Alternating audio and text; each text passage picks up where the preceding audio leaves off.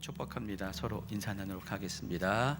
옆에 분들하고 사랑합니다. 축복합니다. 자, 우리 말씀 사무엘상 16장 7절 말씀 같이 한 목소리로 읽습니다. 사무엘상 16장 7절입니다. 여호와께서 사무엘에게 이르시되 그의 용모와 키를 보지 말라. 내가 이미 그를 버렸노라. 내가 보는 것은 사람과 같지 아니 사람은 외모를 보거니와 나 여호와는 중심을 보느니라. 여러분 오래 사셨죠? 저도 조금 이제 사는 것 같은데, 여러분 인생을 살면 살수록 또 사람을 많이 만나면 만날수록 우리가 점점점 분명하게 느끼는 한 가지 사실이 있습니다. 우리가 처음 먹은 마음, 초심이라고 하죠. 이 초심을 지키는 것이 쉽지가 않아요. 사람이 크게 성공을 하든 또 아니면 평범한 삶을 살아가든 간에 10년 전 내 모습과 20년 내 모습이 만약에 동일하다면은, 여기서는 이 동일하다는 것은 어떤 타성을 말하는 것이 아니라 그때의 신실함과 지금의 신실함이 동일하다면은 정말 대단한 것 같아요. 사람이 그 신실함을 지킨다는 것은 쉽지가 않습니다. 특히 사람과의 관계 안에서의 그런 신실함을 지킨다는 것은 여간해서 어려운 일입니다. 그래서 정말로 그런 분들 만나면은 다른 사람 눈에는 그분이 대단해 보이지 않아도 항상 그 모습 그대로 신실한 모습으로 서 있는 분들 보면은 저는 정말로 개인적으로 이제 존경스럽고, 또 그런 분들과 좀 오랫동안 저도 같이 그 신실함 안에서 교제 나누는 것들을 또 생각을 해봅니다. 여러분 운전 다 하시잖아요. 다는 아니죠. 많이들 하십니다. 여기 하면 절반 가까이 이상은 하시는 것 같은데, 여러분 처음 운전할 때 한번 떠올려 보시기 바랍니다. 초보일 때, 운전 처음 배울 때 다 어떻게 운전 배웠습니까? 한마디로 말하면 두렵고 떨림으로 배웠죠. 핸들 잡는 것 자체가 아무것도 안 했는데 어떤 분들은 핸들 딱 잡자마자 손이 막 벌벌 떨더라고요. 발이 막 떨려가지고 페달을 가까이 할 수 없고. 그래서 운전을 이제 배우기 시작하면은 초보들은 티가 나요. 핸들이 부드럽지가 않죠. 꽉 잡고요. 코너링 할 때 또 이거를 막 이렇게 뻑뻑하게 이렇게 두 손으로 막 이렇게 돌리고, 신호 하나, 표지판 하나, 물론 처음부터 잘 보이는 것 같지 않지만 어느 정도 좀 이렇게 운전하다 보면은 다 지켜가면서 앞차는 물론이고 또 옆차 뒷차까지 온 신경을 다해서 정말 조심스럽게 또 겸손하게 운전을 합니다. 한 6개월 운전하면 어떨까요? 1년 운전하면 어떡할까요? 그리고 3년 정도가 되면은요, 사람이 달라지더라고요. 과속은 기본이고, 한 손으로 핸들을 잡고 또 한 손으로 핸드폰 하면서, 제가 가장 걱정스러운 게 어떤 분들은 제 누구랑 옆자리 대화를 하는데 앞을 안 보고 계속 옆을 보면서 얘기하는 거예요. 제가 그런 사람이 있으면 제발 앞 좀 보면서 얘기하라고. 근데 어느 정도 운전을 하다 보면은, 아주 오래 한 사람들은 잘 안 그래요. 근데 어느 정도 익숙할 쯤 되면은 그런 행동들을 많이 합니다. 저는 심지어 이런 사람도 본 것 같아요. 정속 주행하는 그런 곳이 있잖아요. 도로, 고속도로라든지 차가 없는 도로에 보면은 지루하잖아요. 발을, 운전하지 않는 발, 왼발 같은 경우를요, 대시보드에다 딱 올려놓고 누워가지고 막 이렇게 운전하는 분도 본 것 같습니다. 오래전에. 왜 그런 모습으로 운전을 합니까? 처음에는 안 그랬는데 어느 정도 익숙해지면은 왜 그렇게 운전을 합니까? 어떤 분들은 운전에 자신감이 붙어서 그렇다고 말하는데, 엄밀히 말하면은 실력보다는 그 상황에 익숙하기 때문에 그런 것 같습니다. 운전은 어느 누구에게나 항상 위험해요. 초보나 오래된 사람이나 항상 운전 자체가 위험합니다. 근데 그럼에도 불구하고 그와 같은 행동하는 이유는 실력이 많이 늘어서 그런 것이 아니라 위험한 상황이 우리가 점점 둔감해졌기 때문에 그래요. 항상 운전 자체는 위험하지만은 그 위험함에 익숙해진 까닭이라는 것입니다. 그래서 사고는 언제 많이 나는지 아시죠? 초보 때가 아니라 초보를 막 벗어나는 그 시간들이 있죠. 저도 예전에 사고 정말 많이 났어요. 제가 운전을 쉽게 배웠거든요. 면허를 진짜 쉽게 땄어요. 그때 당시 단돈 8만 원 주고 운전면허를 땄습니다. 뭐 정식으로 학원 등록한 것도 아니고 그냥 어깨너머로 운전 배우고 또 아는 지인을 통해서 운전하고 코스 한 번 할 때마다 이렇게 10,000원씩 주고 코스 연습해가지고 그냥 한 번에 다 땄어요. 뭐 필기고 뭐 다 땄습니다. 주행도 그때는 도로 주행이 아니라 그냥 그 시험장에 있는 그 코스를 주행하는 건데 제가 한 번도 안 하고요. 제가 자랑하는 것 같은데 결국 자랑하려고 하는 건 아니고요. 그때 당시에 며칠 동안 가서 관찰하면서 그리고 그것만 보면서 그냥 정식 등록한 게 아니기 때문에 학원 그래서 그냥 바로 땄어요. 불사 운전을 하고 나서 3년 이내에 사고 진짜 많이 났어요. 죽을 고비도 넘겼고요. 그래서 제가 면허는 정말 쉽게 적은 돈으로 땄는데 나중에 치러야 할 대가는 엄청 컸습니다. 수백 배의 돈을 더 지출한 것 같아요. 어쨌든 제가 3년 이내에 사고 참 많이 난 것 같습니다. 그런데 신앙도 동일한 것 같아요. 똑같은 것 같아요. 여러분 처음 신앙생활을 할 때 떠올려 보면은요, 처음에 어땠습니까, 여러분? 제가 우리 교회 초신자 말고도요, 우리 교회 새가족으로 오신 분들 이렇게 눈여겨 보면은요, 한 1년 동안은요, 뭐 1년 동안은 오래 가는 것 같고요, 한 3개월 내지 6개월 동안은요, 정말 열심히 예배 참석을 하세요.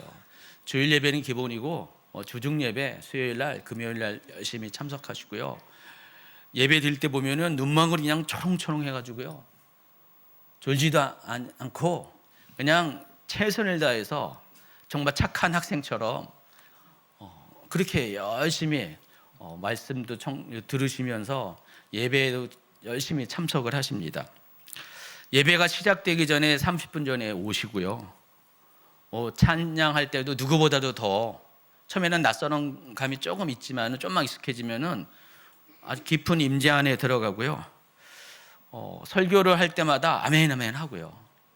그렇잖아요, 여러분. 처음에 신앙생활 할 때, 은혜 받을 때 설교를 하면은 다 내 말 같잖아요. 목사님 어떻게 내 사정과 상황을 알면서 나에게 딱 맞는 말씀을 주시냐 하면서 아멘 하면서 받아들이고요.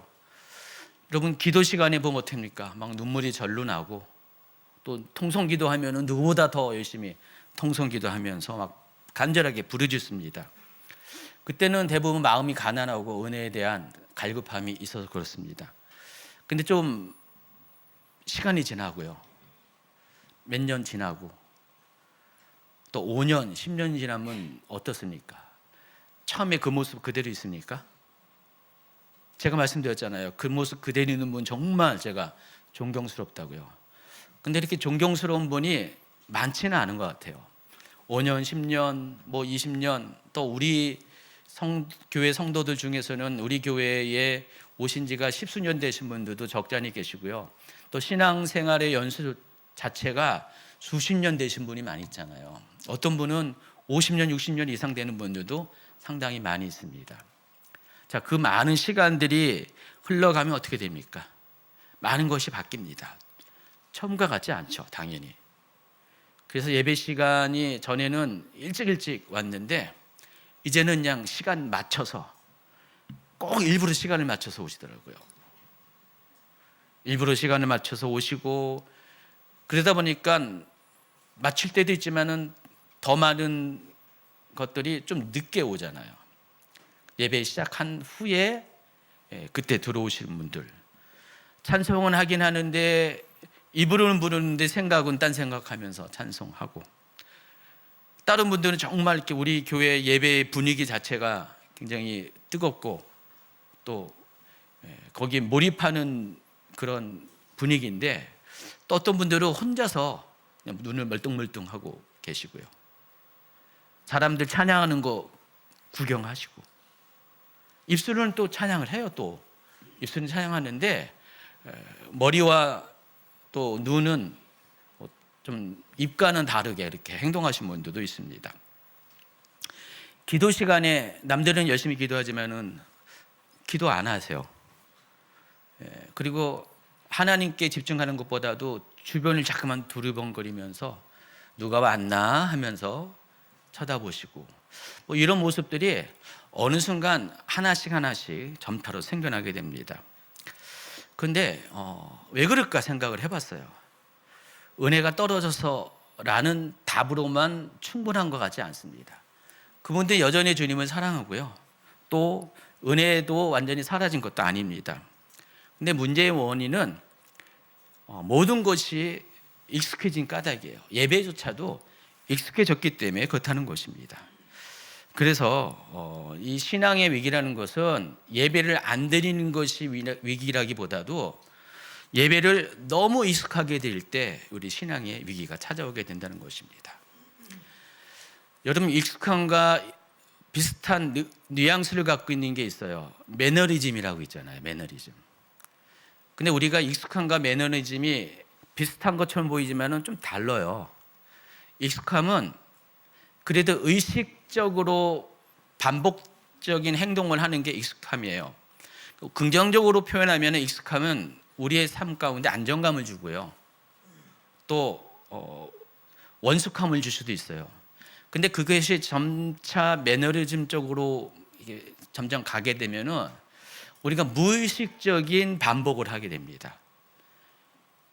익숙하다는 것은 그래도 의식을 하면서 우리 행동을 하는데, 매너리즘의 특징은 의식하지도 않으면서 똑같은 일을 반복을 하게 된다는 것입니다.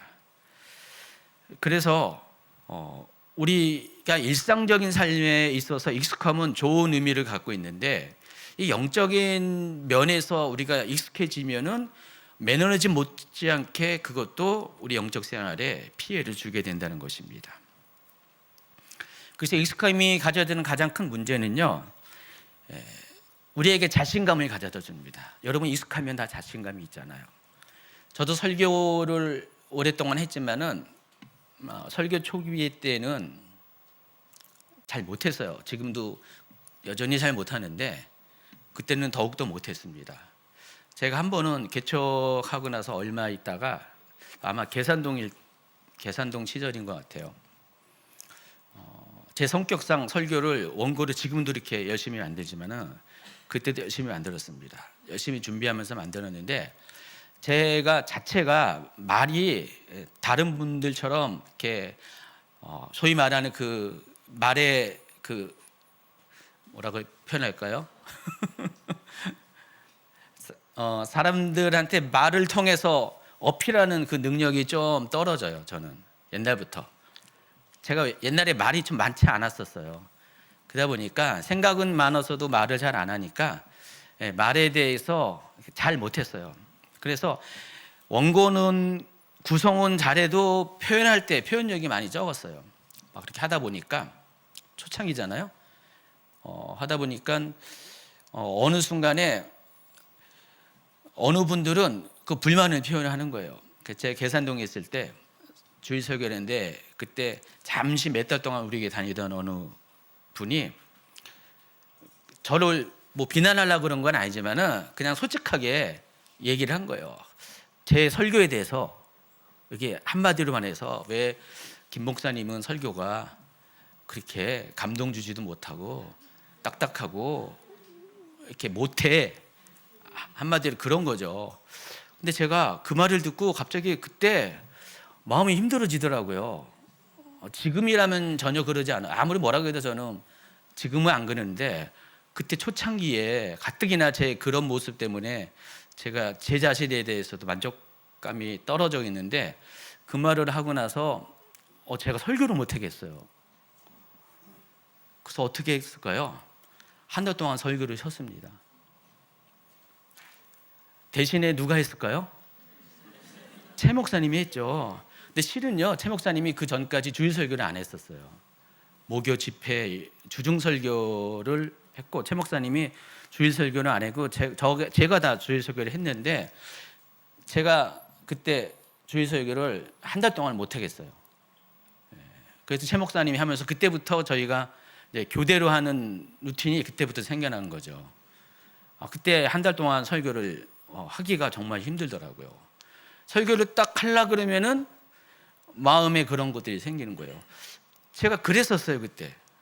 그랬고 그때 당시 정말 많은 것들이 초보였지만은 익숙하지 못한 그 결점도 있었지만은 그럼에도 불구하고 정말 최선을 다해서 하는 그와 같은 면들이 있었어요.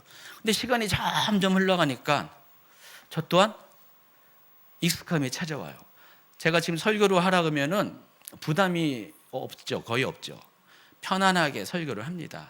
익숙하게 합니다. 근데 저도 자신 느끼는 것이 익숙함이 다 좋은 것만은 아니라는 생각이 들어요. 적어도 그때는 설교는 못했어도 익숙함은 없었지만은 최선을 다하는 그런 신선한 마음들은 매 순간 있었어요. 근데 어느 순간 제가 자신을 한번 점검해 보면은 그러지 않을 때가 종종 많이 발견하게 된다는 것입니다. 그래서 여러분, 익숙함이 긍정적인 면에서는 좋지만은 그것이 부정적으로 가면은 자신감이 쌓이고 어느 순간 신앙은 관계가 아니라 종교가 될 경우가 있어요. 또 하나님을 예배하는 것이 하나님과의 만남에 대한 기대감이 아니라 그냥 나의 삶의 루틴 중에 하나가 되는 경우가 많이 있습니다. 그냥 주일에 오는 것이 너무 익숙하면은요, 기대감보다는 그냥 그것이 종교가 되고 내 삶의 루틴이 된다는 것입니다. 그래서 이 신앙의 가장 큰 적은요, 핍박이 아니에요. 어려운 환경이 아니라 실은 익숙함이라는 것을 여러분이 아셔야 됩니다. 누구나 처음에는 다 두렵고 떨림으로 시작했지만은 시간이 지나면 어느새 우리는 그 모든 것들이 당연함으로 받아들일 때 우리 삶 가운데 익숙함이 찾아오게 된다는 것입니다. 그래서 저는 오늘 이 설교 시간에 처음에는 같은 출발선에 섰지만은 전혀 다른 결말을 맞이한 두 명의 왕을 소개를 하고자 합니다. 그래서 여러분이 잘 알고 있는 사울과 다윗을 통해서 익숙함을 대하는 두 가지 태도가 사람의 인생에 어떠한 결과를 끼치는지, 영향을 끼치는지에 대해서 말씀드리고자 합니다. 여러분 잘 알고 있는 사울과 다윗은요, 같은 듯 다르고요, 또 다른 듯 같습니다.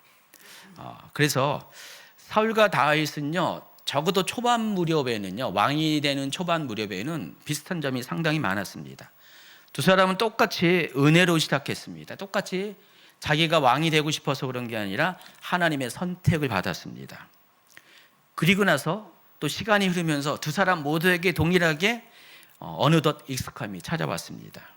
그런데 그 익숙함을 대하는 그 태도에 있어서 두 사람은 정말로 달랐다는 것입니다. 그 결과 사울은 실패한 왕이 되었고요, 다윗은 끝까지 쓰임받는 왕이 되었습니다.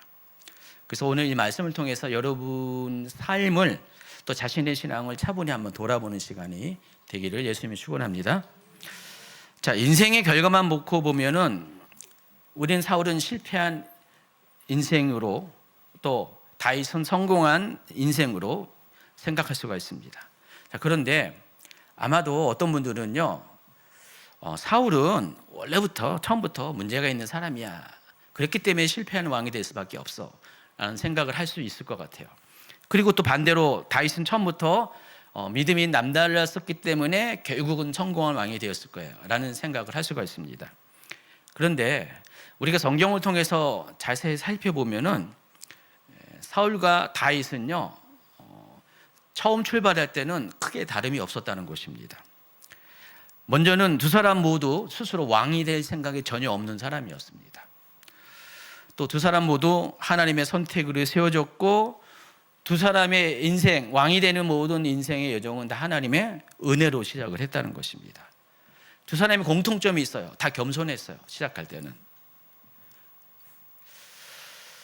그래서 사울이 왕으로 부름받았을 때 그가 한 첫 반응이 있어요. 사무엘상 9장 21절 한번 보면은요. 한번 읽어볼까요?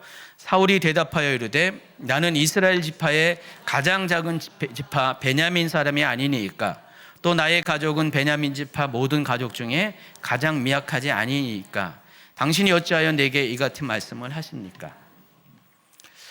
이 말을 잘 살펴보면은 갑자기 사무엘이 와서 자신을 왕으로 세운다는 그런 이야기를 들을 때 요즘 MZ세대가 많이 하는 질문, 왜요? 제가요? 이 질문을 반응을 하는 것입니다. 아니, 제가 어떻길래 제가 왜 왕이 됩니까? 자, 이 말은 가당치가 않습니다. 실은 이 말을 하는 이유는 자기가 생각해봐도 사울은 자기는 왕이 될 사람이 아니고요. 생각조차 하지 못했고 지금 생각한다 할지라도 이거는 말도 안 되는 소리라는 그런 의미입니다. 실은 사울은요. 변변치 못한 집안 배경을 갖고 있습니다. 12지파 중에서 가장 작은 지파가 베냐민 지파고 베냐민 지파 중에서도 또 가문으로 보면은 굉장히 미세한 가문이 자기 집안이라는 것입니다. 어떻게 그런 집안에서 나 같은 사람이 또 사울 자체가 그렇게 담대한 사람도 아니었어요. 외향적인 사람도 아니었어요. 성경을 보면은요. 그러다 보니까 그런 생각도 안 해봤지만 막상 그렇다고 말을 하니까 아무리 생각해봐도 앞으로 봐도 뒤로 봐도 뒤집어 봐도 자기는 왕이 될 수 있는 제목이 안 된다는 그와 같은 이야기를 하는 것입니다. 그래서 사무엘이 온 백성 앞에서 사울을 하나님의 택하신 왕으로 세우겠다라는 선언을 할 때 사무엘상 10장 22절에 보니까 그가 짐 보따리들 사이에 숨었느니라. 사울은요, 사람들 앞에 이제 사무엘이 사울을 왕으로 세우겠다라고 말을 하니까 사람들을 피해서 사무엘의 눈을 피해서 짐 보따리에 숨었다는 것입니다. 근데 이걸 누가 가르쳐 줬어요? 하나님께서 가르쳐 줬어요. 이 정도로 사울은요, 굉장히 겸손한 사람이었어요. 자기 자신을 잘 아는 사람이었습니다. 그냥 겉으로 보기에는 유약한 사람처럼 담대하지 못한 사람 보이지만은 그런 한 가지 분명한 것은 사울은 처음부터 교만한 사람이 아니었다는 것입니다. 사울에게 있어서 이 겸손은 선택이 아니라 그냥 그의 성품이었어요. 가진 성품이었어요. 그는 하나님 앞에서 자신의 자금을 인정할 줄 아는 사람이었다는 것입니다. 하나님이 왜 사울을 택했을까 생각해 보니까 하나님이 처음 사울을 택했을 때 그 모습을 보았다는 것입니다. 그리고 사울이라는 이름 자체, 히브리어 사울이라는 이름 자체가요, 하나님께서 요청하다는 뜻을 갖고 있어요. 그래서 하나님께서 사울을 처음에 태어나게 할 때부터 이름을 지어질 때부터 사울에 대한 하나님의 계획이 있었어요. 어느 정도 시간이 흐른 다음에 사람들이 왕을 요청하는 그 시기가 올 것을 하나님은 알고 계셨잖아요. 그래서 그 첫 번째 왕으로서 사울을 택하셨는데 이미 오래전부터 하나님은 사울을 그런 사람으로 택하기 위해서 이름조차 그런 의미를 가지고 사울의 이름을 짓게 하셨다는 것입니다. 자, 두 번째 다윗입니다. 다윗의 시작도 사울과 다르지 않았습니다. 근데 이 다윗은요, 사울과 달리 처음부터 기회조차 받지 못했어요. 여러분 잘 아시다시피 사무엘이 사울을 대신해서 두 번째 왕의 기름 부음을 주려고 그 베들레헴에 사는 이새라는 사람을 찾아왔습니다. 그래서 이새에게 명해서 아들들을 다 데리고 와라. 자기 앞에 보이라고 했을 때 이새는 7명의 아들을 다 차례차례로 사무엘에게 보입니다. 근데 하나님께서는 이 7명의 아들 중에 어느 누구도 하나님이 찍어놓은 선택한 왕이 없다는 것을 사무엘에게 알려줬습니다. 그래서 사무엘이 묻습니다. 내 아들들이 다 여기 있느냐? 그때 이새가 말합니다. 아직 막내가 남았는데 지금 밖에서 양을 치고 있습니다. 여러분, 상식적으로 여러분이 부모라면은요, 아무리 막내라고 해도 어떻게 합니까? 굉장히 중요한 자리에, 이 자리에 막내를 불러야 정상이잖아요. 글쎄요, 막내인 다윗과 그 바로 위에 형의 나이 차가 얼마나 되려는지 모르지만은 당연히 불러야 정상인데 기회를 줘야 되는데 이새의 머릿속에는 다윗에게 그런 기회를 줄 생각조차 없습니다. 왜 그랬을까요? 이새가 보기에도 다윗은 왕이 될 그런 사람이 아니었다라는 것입니다.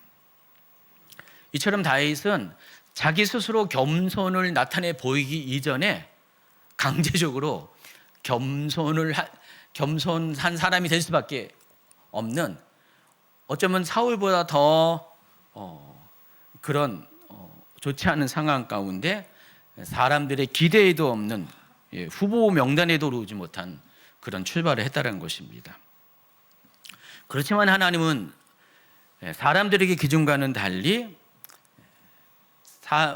다윗을 바라보았고 주목하셨고, 또 마침내 다윗을 왕의 기름 부음을 통해서 선택을 하게 되었습니다. 이처럼 다윗의 여정도, 왕으로서 출발한 여정도 아무도 주목하지 않는 자리에서 시작이 되었습니다. 그런 면에서 다윗과 사울은 큰 차이가 없다는 것입니다. 출발선이 같았어요. 조건도 비슷했습니다. 두 사람 모두 하나님과 사람 앞에 겸손했고, 자신의 능력으로 왕이 되는 것이 아니라 전적인 하나님의 은혜로 시작했기 때문에 처음부터 두 사람 모두 하나님의 손에 붙들린 사람이었습니다. 그런데 시간이 흐르면서 익숙함을 대하는 태도가 달라지기 시작합니다. 그리고 그 차이는 결국 두 사람을 하여금 전혀 다른 인생의 결말을 만들어내게 됐다는 것입니다. 그래서 우리가 이 대목에서 한 가지 질문해야 돼요. 이 두 사람의 인생을 갈라놓은 결정적인 차이는 무엇일까?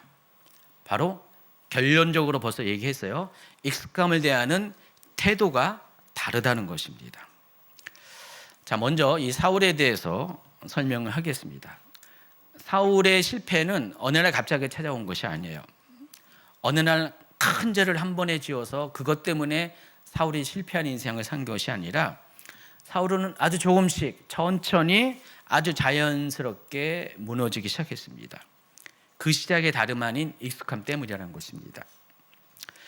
사무엘상 13장을 보면요, 블레셋과의 전쟁을 앞두고 사울은 사무엘을 기다리고 있었습니다. 근데 사무엘이 오지 않아요. 시간은 점점 가는데 상황은 점점 불리해지고 있는데 기다리는 사무엘은 오지가 않습니다. 군사들이 하나씩 흩어지기 시작해요. 또 적군은 점점 강해지기 시작합니다. 이 모습을 보고 백성들은 불안에 떨고 있고요. 그런 모습을 본 사울은 점점 초조해지기 시작합니다. 그때 사울의 마음속에 이런 생각이 스쳐갑니다. 이러다가 백성들이 다 떠나면 어떻게 되지? 지금 분위기상 상황을 바꿀 뭔가 액션이 필요해. 어떤 반전의 어떤 계기가 필요해 라는 생각을 하게 됩니다. 그래서 생각해낸 것이, 아직 사무엘이 오지 않았지만 사무엘을 대신해서 자신이 제사를 직접 주관해야 된다라는 생각에 이릅니다. 여러분, 당시에 이 전쟁에 앞서서 번제를 드리고 하는 이 제사는요, 전쟁의 출정식과 같기도 하고요. 또 뭐와 같습니까? 하나님의 임재를 초청하는 그런 요청과 같은 것입니다. 제사를 드림으로 인해서 하나님이 이 전쟁에 관여해 주길 원하는 어떤 종교적인 의식과도 같은 것이었어요. 근데 그것을 주관해야 될 사무엘이 오지 않으니까 사울은 점점 초조해질 수밖에 없었다는 것입니다. 근데 여러분 알다시피 왕은 왕의 몫이 있고요, 해야 될 일이 있고, 또 제사장, 또 선지자는 각각 자신들이 해야 될 몫이 있습니다.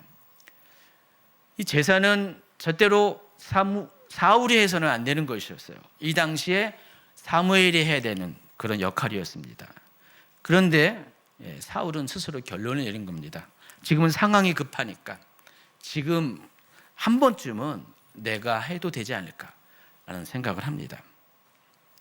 결국 사울은 하나님의 영역이었던 제사를 자기 손으로 집행합니다. 그래서 이것은 단지 실수가 아니라 하나님 입장에서 보면은 이 성경, 하나님이 세우신 그 영적인 질서의 권위를 사울이 침범한 것으로 보았다는 것입니다. 사무엘상 13장 11절에 사울이 이렇게 말했어요. 백성이 흩어질까 봐 그러했습니다. 나중에 사무엘이 왔을 때 왜 그렇게 했냐라는 그 질문에 대한 답입니다. 사울은 이때 당시만 해도 하나님을 무시한 사람이 아니었어요. 하나님께 예배를 소홀히 하는 사람도 아니었어요. 예배의 중요성을 아는 사람이었어요. 그렇기 때문에 또 그래서 그런 행동을 할 수밖에 없었을 가능성이 있습니다. 그런데 문제는요, 그 순간 사울에게 중요한 것은 바로 지금 내 자리가 급했던 것입니다. 하나님이 세우신 질서보다 지금의 이 상황, 지금이 자기의 자리가 굉장히 더 급했기 때문에 그와 같은 결정을 하게 되었습니다. 여러분, 익숙해지게 되면은요, 우리는 원칙을 잃어버릴 때가 있어요.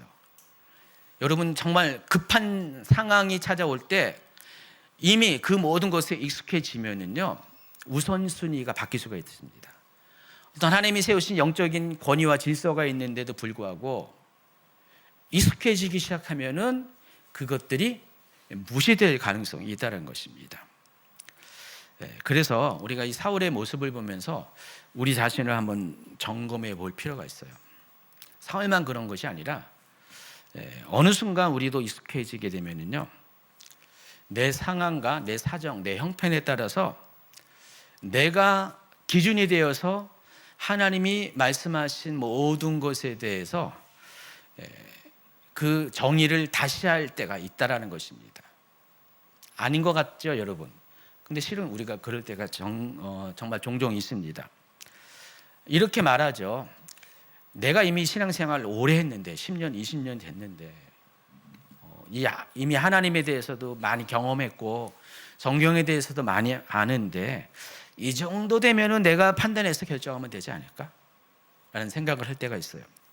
또 하나님은 그래도 내가 이 정도 신앙생활을 했는데, 하나님 성경했는데 내가 이런 행동을 해도 하나님은 이해해 주지 않을까? 내가 하나님과 나와 모르는 사이도 아닌데 하면서, 사람 사이에도 그렇잖아요. 근데 원칙에 관한 것은 원칙대로 해야 되잖아요. 근데 그 원칙을 스스로 깨트린 경우가 가끔씩 생긴다는 것입니다. 제가 이런 말하면 여러분 중에서 마음이 좀 불편해진 사람도 있을 수가 있어요. 근데 두 가지 예가 있습니다.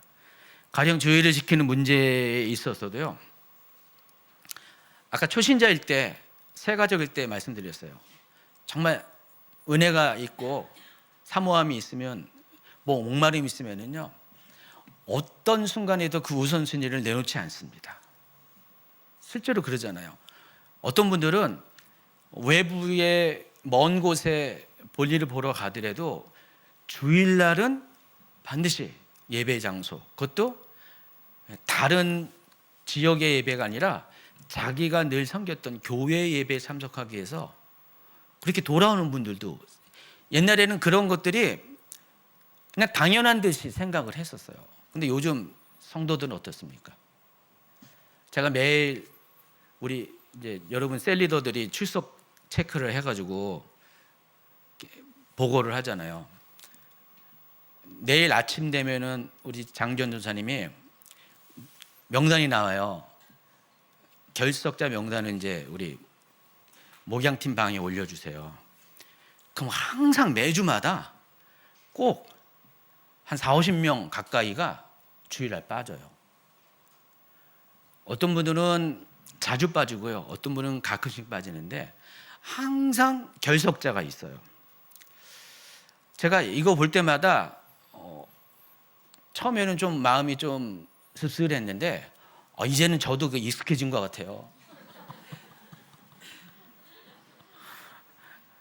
그래서 만약에 예전 같았으면 제가 연락을 하고 전화를 해서 집사님 왜 빠지셨냐고 했는데 어느덧 저도 익숙해져 가지고 다 이해를 해요.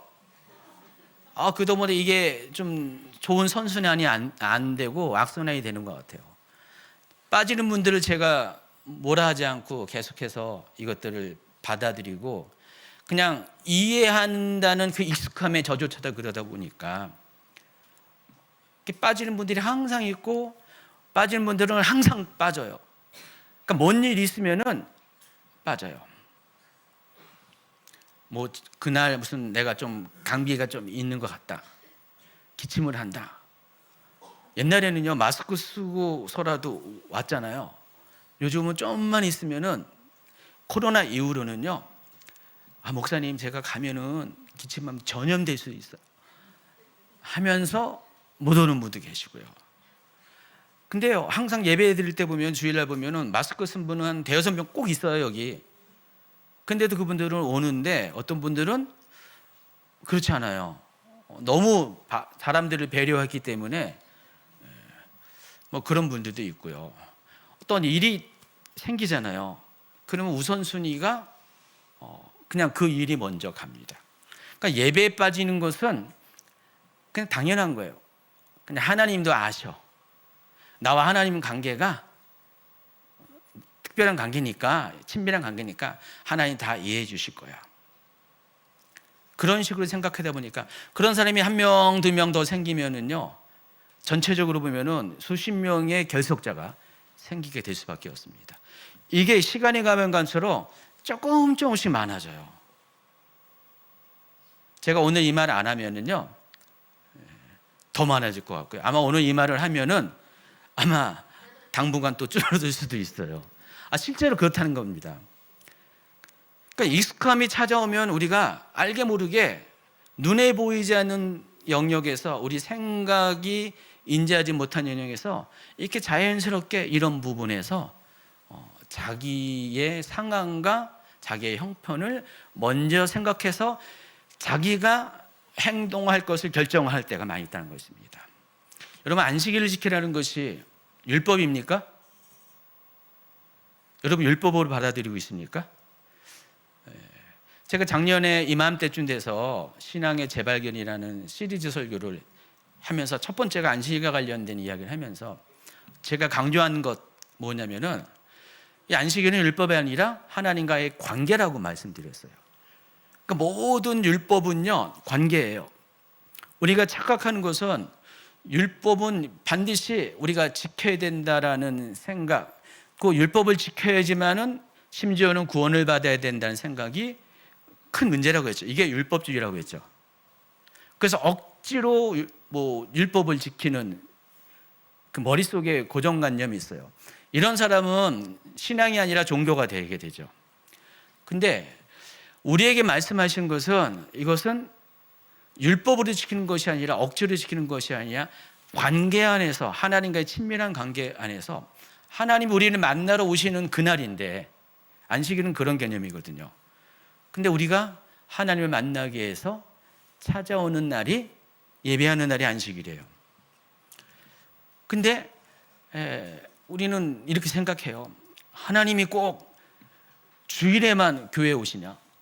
꼭 주일에만 나만 만나러 오시냐? 그런 생각을 해요. 내가 어디에 있든 간에, 내가 방송으로 듣든 간에, 내가 운전해 가면서 차 안에서 예배의 실황을 듣든 간에 내 마음이 준비가 돼 있으면 전혀 문제가 없다. 근데 여러분 한번 계속 그렇게 해서 한 달, 두 달, 한 1년 해보세요. 언젠가부터 여러분 주일 예배 안 나와요. 주중 예배도 제가 시어머니처럼 쫓아다니면서 남자니까 시아버지처럼 쫓아다니면서 계속해서 여러분에게 말을 하면은요 어떻게 해요? 여러분이 귀담아 들으면 어떤 분들은 이제 나와요. 근데 말을 안 하면 어떻게 됩니까? 여러분 한 번, 두 번 빠지면은요 계속 빠져요. 그런 분들 한두 명이 아니죠. 많죠. 저도 또 익숙해져 가지고 처음에는 막 이렇게 뭐라고 하다가 어느 순간에서 말을 안 해. 저조차도 문제가 있죠. 그러다 보니까 과거에는 열심히 주중 예배에 참석하신 분들이 안 나와요. 근데 이 예배의 횟수와 비례해서 하나님과의 이 친밀한 관계가 더 친밀해지고 그렇지 않은 모습으로 바뀌는 것들이 일반적인 거예요. 그래서 저희는 이 데이터를 상당히 중요합니다. 데이터가 가리키는 게 있어요. 데이터는 속이지 못해요. 여러분의 예배 참석 데이터와 여러분 하나님과의 관계가 굉장히 연동된다는 사실을 아셔야 됩니다. 아마 스스로 알 거예요. 제가 얘기 안 해도요. 또 한 가지는요, 재정과 관련돼요. 특히 11조와 같은 것인데, 성경에서 온전한 11조를 드리라고 했을 때 온전한 11조가 뭘까요? 정확한 11조를 말하는 걸까요? 그래서 어떤 분들은 11조 드릴 때 끝에 원 단위까지 정확하게 드리세요. 잘하신 거예요. 근데 제가 예전에 11조 설교를 하면서 뭔 얘기를 했습니까? 11조는 그렇게 정확한 재정을 하나님께 드리는 것이 아니라 정말 온전한 마음을 드리는 것이 11조다. 그래서 제가 약간 수정해 줬잖아요. 만약에 그런 원 단위로 있으면은요, 반올림해서 하시라고. 그래서 많은 분들이 그 수정을 하셔가지고 이렇게 하는데, 아직 그 설교를 안 들은 분이 좀 덜어 계시기도 한 것 같아요. 그래서 아주 5원까지 뭐 그렇게 해요. 예, 예. 그게 나쁘다는 게 아니라 11조의 의미를 여러분 좀 다시 이해하라는 것입니다. 11조는 하나님이 주신 것에 대한 전부를 대신해서 대표하는 의미에서 하나님께 드리는 거잖아요. 그래서 이것을 대표해서 가장 좋은 것을 먼저 드림을 통해서 나머지 가지고 하나님이 주신 그 복을 누리는 그런 신앙 고백이잖아요. 그래서 이 11조는 선택의 문제가 아니라 관계에 있어서 하나님과의 친밀감의 증거이기도 합니다. 근데 11조를 드린 분들 중에서 이런 분이 있습니다. 내 형편에 따라서 11조를 드려요. 제가 온전한이라고 했잖아요.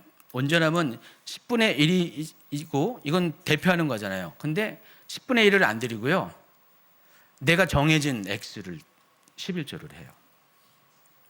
뭐 이런 어려운 경우도 있어요. 내 수입이 일정치가 못할 때가 있죠. 월급이 아니라 그때 장사를 해가지고, 또 때로는 몇 달 뒤에 수입이 얼마 나온지가 결정이 될 수가 있잖아요.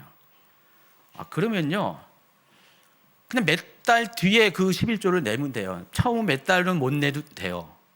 근데 그 액수가 정해질 그때부터 11조를 내면 되잖아요. 근데 그런 생각을 안 하고 그냥 내가 임의로 11조를 정하는 거예요. 이 정도면 되겠지. 근데 내가 임의로 정하면 어떤 일이 생긴지 아십니까? 점점 깎아요. 맥시멈이 아니라 미니멈으로, 최소한으로 드립니다. 그리고 어떤 분들은 11조를, 저는 수입이 생기면 즉시로 온라인으로 이렇게 11조를 하거든요. 근데 어떤 분들은 한 주, 두 주, 석 주 미뤄둬요. 미뤄뒀다가 생각나면 그때. 이거는 온전한 11조가 아닌 것 같아요. 제가 보기에는.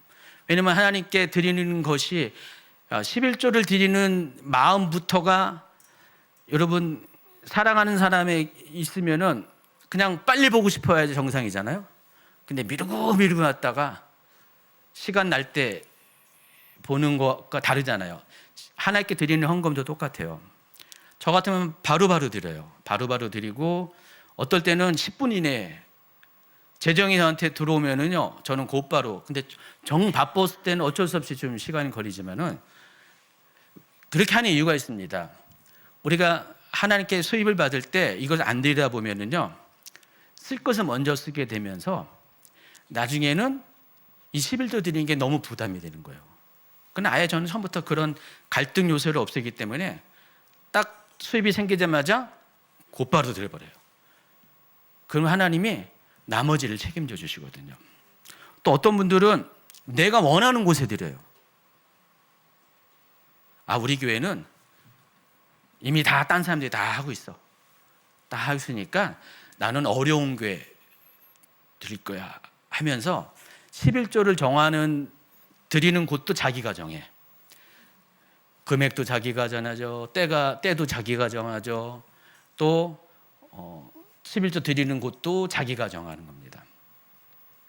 여러분 이거 굉장히 그냥 신경 안 쓰고 이렇게 해온 분이 많이 있는데 실은 알고 보면은요 이것조차도 실은 하나님이 가르쳐 주신 방법대로 하는 게 아니에요. 결국은 뭐예요? 사울이 했던 것처럼 내 상황, 내 형편에 따라서 자기가 모든 것을 결정해서 신앙생활의 정의를 다시 하는 그런 행동을 하고 있다는 것들을 한번 곰곰이 생각해 보셔야 된다는 것입니다. 그러니까 이런 식으로 하다 보니까 우리가 많은 영역 가운데 요즘 성도들은 하나님의 말씀에 나를 맞추기보다도 내 상황과 형편에 하나님을 자꾸만 맞추려고 하는 신앙의 행태를 보인다는 것입니다. 하나님은 변하지 않습니다. 진리이십니다. 과거나 오늘이나 앞으로도 완전하시는데 우리는 그렇지 않잖아요. 근데 자꾸만 완전하신 하나님이 아니라 불완전한 내 모습에 내 기준에 맞춰서 이 모든 것들을 정의하다 보니까 이것이 점차로 문제가 생길 수밖에 없다는 것입니다. 실은 이것이 사울이 자기 자리를 지키려고 고수하려고 애썼던 그 행동과 알고 보면 크게 다르지 않는다는 것입니다. 자, 이번엔 사무엘상 15장입니다. 하나님께서 사울에게 명령을 합니다. 아말렉을 진멸하라는 아주 분명한 명령을 주십니다. 이 명령은 타협의 여지가 없는 것이었어요. 그런데 사울은 다음과 같은 행동합니다. 전쟁은 하나님 명령대로 했어요. 그러나 모든 것을 진멸하라는 그 명령에는 순종하지 못하고요. 대부분은 진멸했는데 그중에 일부 좋은 것은 남겨뒀습니다. 심지어 왕 아각도 살려둡니다. 사무엘이 찾아와서 사울에게 묻습니다. 그때 사울이 자신 있게 대답합니다. 내가 여호와께서 명령하신 모든 것을 다 행하였습니다. 자, 그런데 사무엘이 누굽니까? 하나님이 이 모든 상황을 아시고 또 사무엘에게 이 모든 것을 알려주시잖아요. 그때 사무엘이 묻습니다. 그렇다면 내가 듣는 이 양의 소리는 무엇입니까? 이때 사울이 비로소 변명을 내놓기 시작합니다. 자, 이것은 백성을 위해 남긴 것이고 또 하나님께 제사하려고 좋은 의도로 남겨놓은 것입니다 라고 말을 합니다.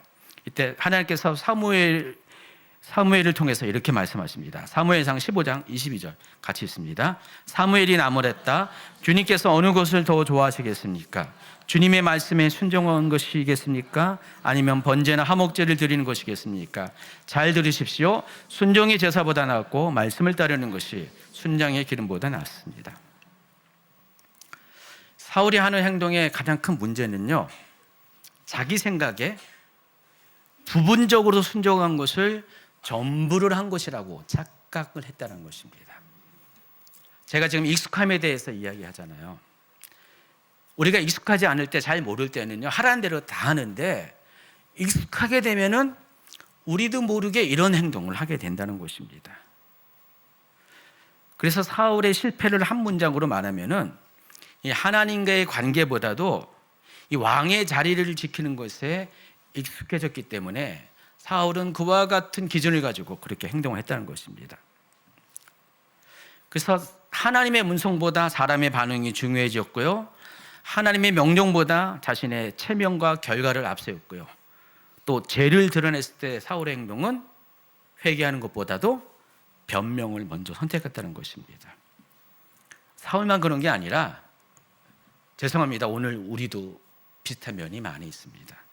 여러분, 나는 사울과는 달라, 난 사울처럼 행동 안 해 라고 하지만은 알게 모르게 우리 속에도 그 같은 사울이 했던 행동과 같은 비슷한 행동을 하는 분들이 있어요. 아니면 부분적으로 그런 선택을 하는 분이 있습니다. 그래서 나는 지금 하나님의 말씀을 지키는가, 아니면은 지금 내 자리를 지키는가를 점검해야 돼요. 내 상황과 내 형편과 내 입장을 지키려고 하는지를 생각해 봐야 한다는 것입니다. 예배를 드리지만은 하나님을 기다리지 못하고 있지 않은지를 한번 살펴보세요. 말씀을 알지만은 하나님 말씀을 내 상황에 재해석하고 적용하고 있는지 아닌지를 한번 살펴보셔야 됩니다. 또 마음을 찔리는 그런 하나님이 감동을 주실 때 이 회개보다 변명이 앞서는지도 한번 생각해 보셔야 된다는 것입니다. 우리가 믿음이 없어서 우리가 사울처럼 행동하는 거 아닙니다. 우리는 여전히 믿음이 있어요. 그러나 문제는 익숙함이 하나님의 말씀에 대해서 우리로 하여금 가볍게 생각하고 가볍게 행동하게 한다는 것입니다. 자, 그렇다면은 다윗은 어떻을까요? 당연히 달랐기 때문에 제가 사울과 다윗을 비교해서 설명을 한 것입니다. 다윗은요, 성공하고 익숙해질 때도 사울처럼 행동하지 않았습니다. 그 또한 하나님의 범죄할 때가 있었잖아요. 그때에도 익숙함을 쫓아서 행하지 않았다는 것입니다. 그래서 이 사울과 다윗의 차이는 능력의 차이도 아니에요. 신앙의 출발선도 같다 그랬잖아요. 모두 겸손하게 시작했다고 했잖아요. 결정적인 차이는 바로 한 가지입니다. 사울은 익숙해질수록 하나님께 점점 더 묻지 않고 다윗은 익숙해져도 끝까지 하나님께 묻는 사람으로 남았다는 것입니다. 사무엘하, 이번에는 사무엘 하루 갑니다. 사울의 이야기는 사무엘 상에서 많이 이야기하고 이 왕이 된 이후에 다윗의 삶에 대한 기록은 사무엘 하에 많이 나와 있습니다. 5장으로 가면은요, 다윗이 왕이 된 후에 또 블레셋이 다시 쳐들어옵니다. 사울 때도 그랬고요, 다윗 때도 항상 블레셋이 이스라엘 민족을 괴롭혔습니다. 그리고 많은 블레셋과의 전투가 벌어지게 됩니다. 그리고 다윗은 번번이 승리를 하게 됩니다. 많은 전쟁에서의 승리의 결과가 있기 때문에 이쯤 되면은요, 다윗은 스스로 이렇게 말할 수가 있어요. 내가 블레셋에 대해서 너무 잘 알지. 내가 블레셋과의 전쟁에서 그동안 쭉 이겨왔잖아요. 쭉 이겨왔기 때문에 이제는 이 부분에 대해서 나는 전문가야. 그래서 내가 모든 것을 할 수 있어 라는 생각을 할 수가 있습니다. 자, 그런데 사무엘 하를 쭉 보면요, 19절로 볼까요? 똑같이 블레셋과의 전투가 또 반복되는데 이 상황 가운데 다윗이 한 행동을 봅시다. 다윗이 여호와께 여쭈어 이르되 내가 블레셋 사람에게로 올라가리까 여호와께서 그들을 내 손에 넘기겠나이까 하니 여호와께서 다윗에게 말씀하시되 올라가라 내가 반드시 블레셋 사람을 내 손에 넘기리라 하신지라. 여기서 주목해야 될 것이 있습니다. 전쟁은 계속 반복적으로 블레셋과의 전쟁이 일어나고 있습니다. 상황은 늘 반복되고 있어요. 근데요, 한 가지 여러분이 주목해야 될 것이 그때마다 다윗은 같은 방법으로 싸우지 않는다는 것입니다. 매번 하나님께 물었고요, 하나님 그때마다 똑같은 방식이 아니라 매번 다른 방식으로 다윗에게 전쟁을 수행하는 방법을 아껴줍니다. 어떨 때는 올라가라 하고 어떨 때는 돌아설 것을 말씀하기도 합니다. 그래서 우리가 이것을 통해서 알 수 있는 것은 다윗은 승리의 방식에 자기가 이미 전쟁을 통해서 경험했던 그 승리의 방식의 공식에 의존하지 않았다는 것입니다. 다윗은요, 매번 처음 하는 전쟁처럼 하나님께 물었어요. 그 오랜 세월, 어떻게 보면은 우리식으로 말하면 전쟁의 신과 같은 그런 존재인 다윗인데, 그럼에도 불구하고 자기 자신의 방식을 따르지 않고요, 공식을 따르지 않고 매번마다 새롭게 하나님께 물었다는 것입니다. 이 정도면 하나님 할 수 없이도 할 수 있다라는 그런 단계를 스스로 허용하지 않았다는 것입니다. 그래서 다윗의 일생을 보면요, 전쟁뿐만 아니라 왕이 되고 많은 백성이 따르기 시작하고 또 존경을 받는 그런 상황 가운데서도 다윗이 변하지 않은 한 가지가 있는데, 다윗은 처음부터 끝까지 하나님께 묻는 자로 남았다는 것입니다. 이것이 다윗과 사울의 결정적인 차이예요. 그래서 다윗이 택한 것은 익숙함이 가져다 준 가장 치명적인 위험에서 자신을 방어하는 그런 지키는 방법이었고 결국은 성공의 열쇠가 되었다는 것입니다. 자, 그런 다윗도 또 완벽한 사람이 아니었기 때문에 실패의 순간들이 여러 있었습니다. 그 중에 하나가 사무엘하 11장입니다. 여러분 잘 아는 밧세바 사건이죠.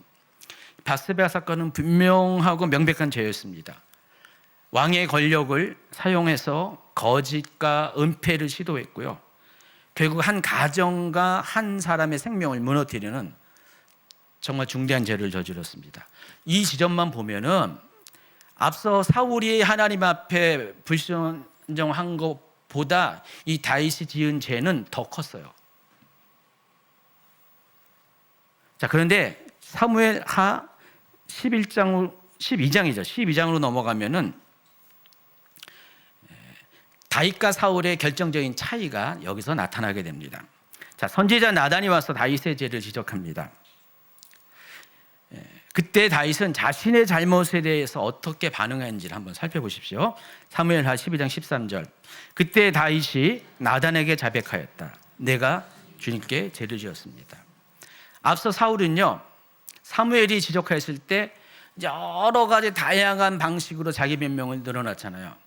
근데 다윗은요, 자기가 죄가 명백해질 때, 그것이 깨달아질 때 다른 말 하지 않아요. 긴 말을 하지 않고 맞습니다. 내가 주님께 죄를 지었습니다. 핑계가 없어요. 아주 솔직하게 된다는 것입니다. 그래서 이 짧은 말 한마디에 다윗이 어떤 사람인지가 다 드러나 있다는 것입니다. 다윗은 왕의 체면을 지키려지 않았습니다. 변명을 쌓으려 하지 않았고요. 책임을 다른 사람에게 떠넘기지 않았습니다. 다윗이 원한다면요, 요압에게 떠넘길 수도 있었어요. 근데 그러지 않았다는 것입니다.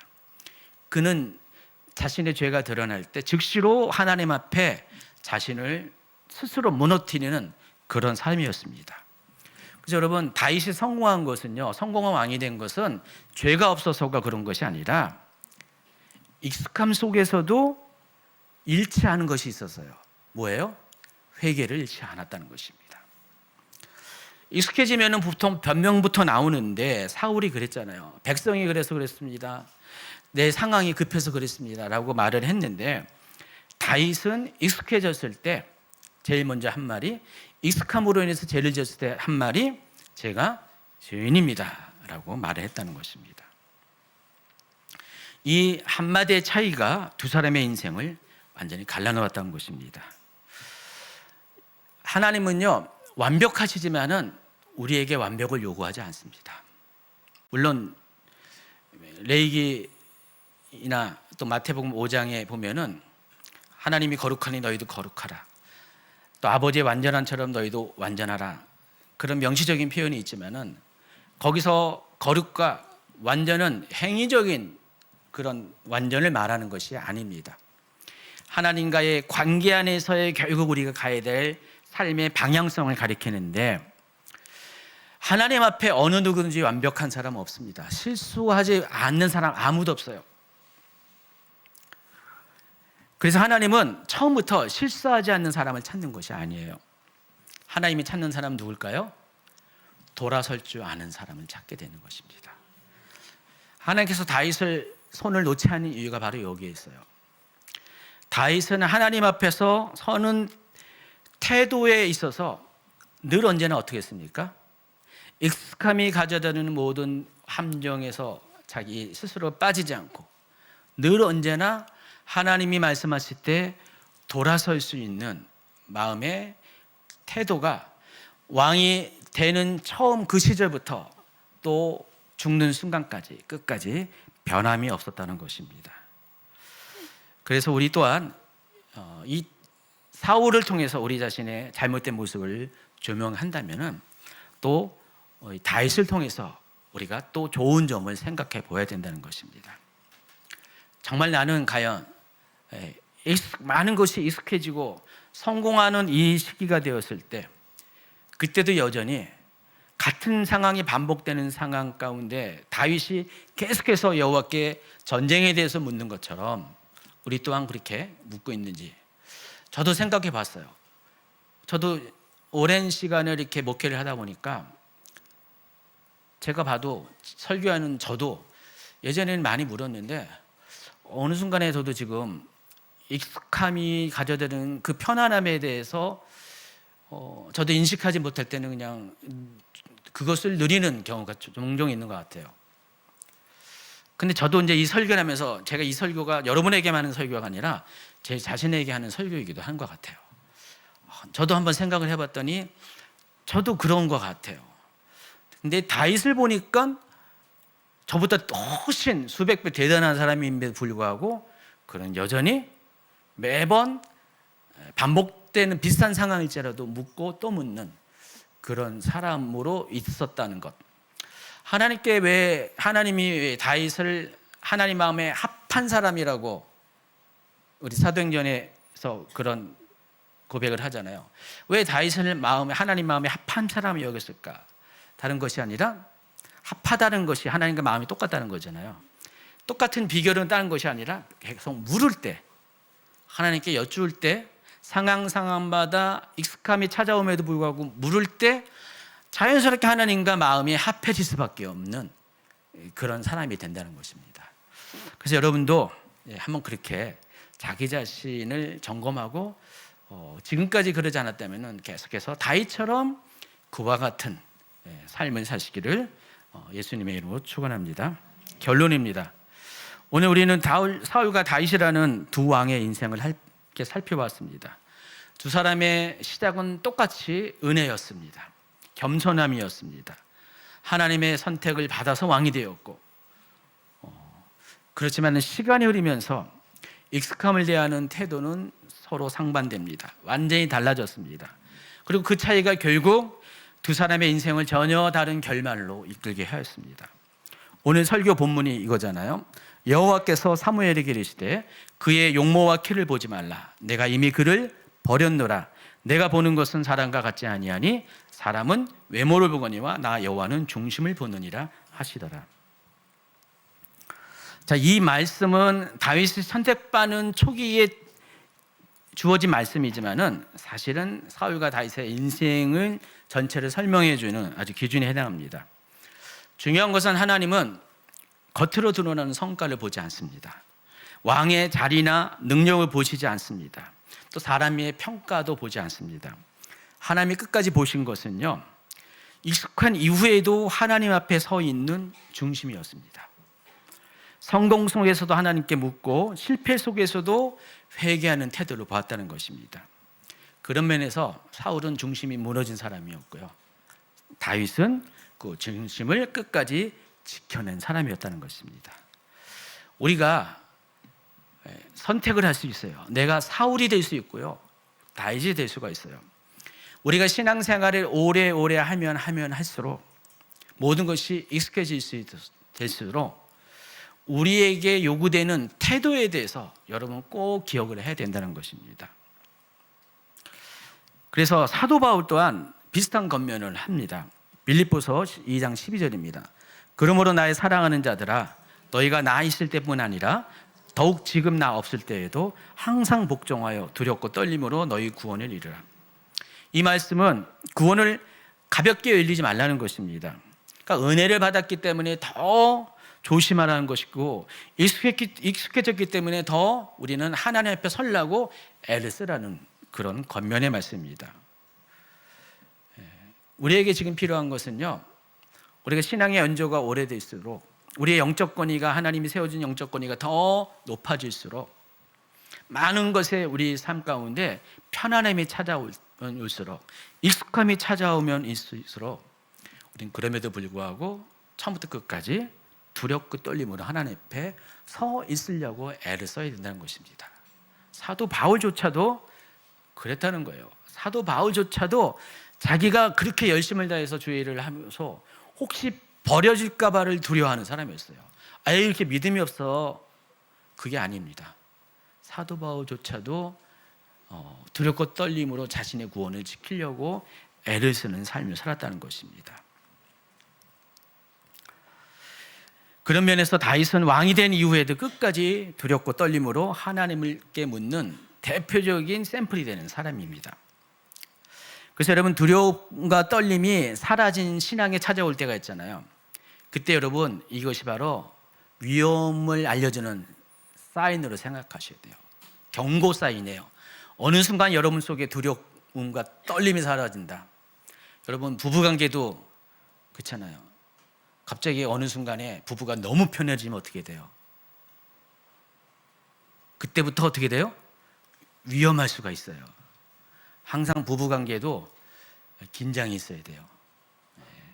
좋은 긴장, 나쁜 긴장 다 있는데 두렵고 떨림이라는 이 단어 안에서 표현될 수 있는 모든 어떤 긴장감, 설레임이 항상 있어야지 익숙함이 가져다 준 실패를 경험하지 않게 된다는 것입니다.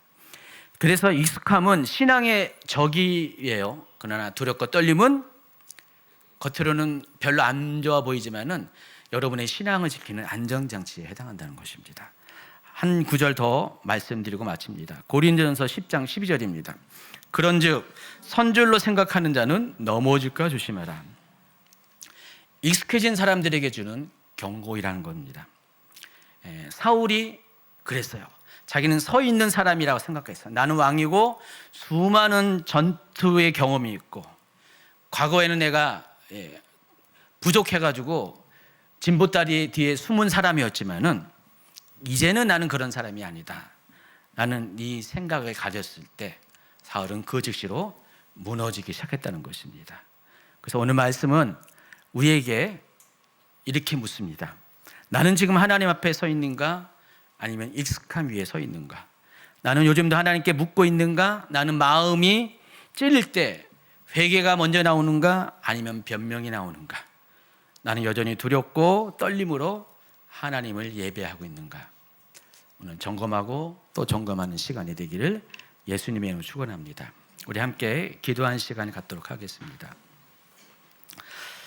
우리가 기도할 때